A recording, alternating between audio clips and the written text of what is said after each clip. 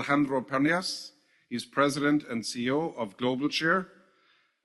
Alejandro is originally from the Patagonia in Argentina, but now lives in Miami.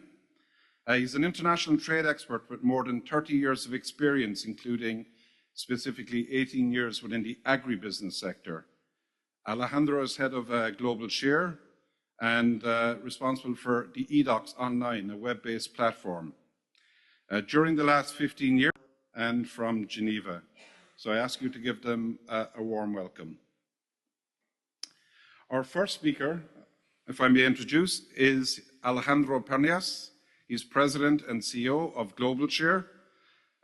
Alejandro is originally from the Patagonia in Argentina, but now lives in Miami.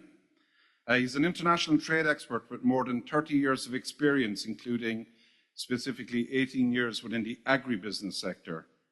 Alejandro is head of GlobalShare and responsible for the edoxOnline, a web-based platform. During the last 15 years, he's been playing a key role in the streamlining of business processes and the digitalization of international trade documents. Alejandro's talk will, among other things, consider what is next on the path towards paperless trade. Again, I ask you to welcome Alejandro Pernias from Miami. Thank you, Alejandro. Thank you so much. Yeah.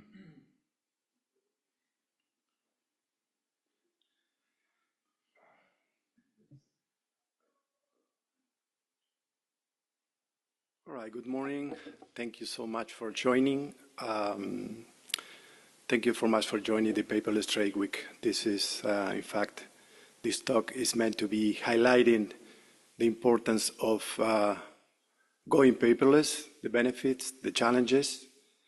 At the same time, we will be discussing how to streamline documents issued from this, through these innovative solutions. So for those who are not familiar with the way these platforms work, let me briefly introduce you.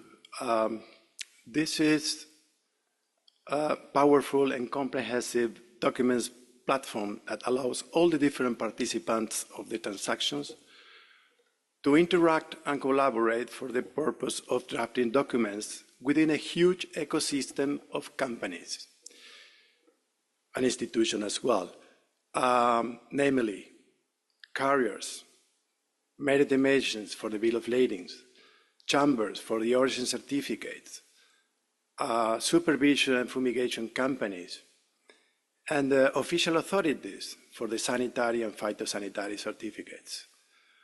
So can you imagine for every shipment the quantity of emails back and forth to get to every single party of the transaction? It's quite cumbersome as a process. It's very inefficient. So these solutions, these web-based solutions, allow all the different participants to get the piece of information they need to produce documents consistently. So the information coming from the importer is entered into the web-based platform, and all the documents are produced with the same accuracy the information is entered. So when it comes to electronic documents, and in particular the EBL, being a document of title, it's important to point out the fact that it has the potential to unlock all the benefits, to unleash all the efficiency gains. And it is not only about money. I mean, there is a lot of money involved in these efficiencies gains, but also in terms of the impact it has in our nature, in our environment. Because you no longer need to make use of the ream of paper. And you know that for production of ream of paper, you had to cut trees, you need to consume oxygen, water, and in addition, you had to, in order to send the bunch of paper to destination, you need to make use of the aircraft, affecting the carbon footprint. So of course, documents cannot be stolen, cannot be forged. cannot be lost. It's very important, all the benefits here. But you may wonder why, despite these huge benefits, the adoption of the electronic bill of lading has been so slow during all these years. And the answer is not that easy, but we believe that it has to do with the interoperability, the lack of interoperability.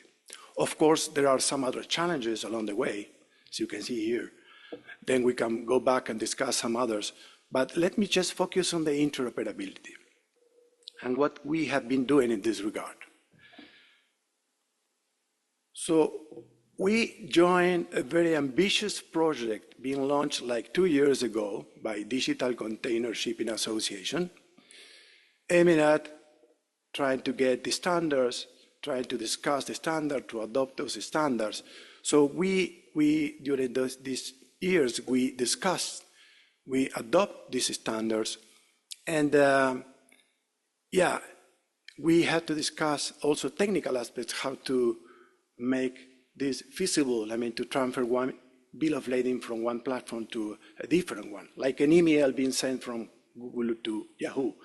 But in this case, this was very, very difficult because all the business service providers had to get together in order to agree on the standards. So we adopted those standards, we adapted our platforms, we discussed on the legal framework to determine the rights and obligations to transfer one EBL from one platform to the other.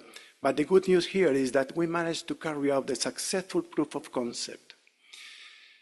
We were also impacted by SWIFT, is a financial network,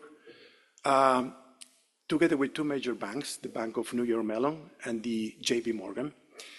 And by using their own IDs, the SWIFT codes, we also managed to carry out a successful proof of concept, meaning that we have demonstrated that the interoperability is feasible.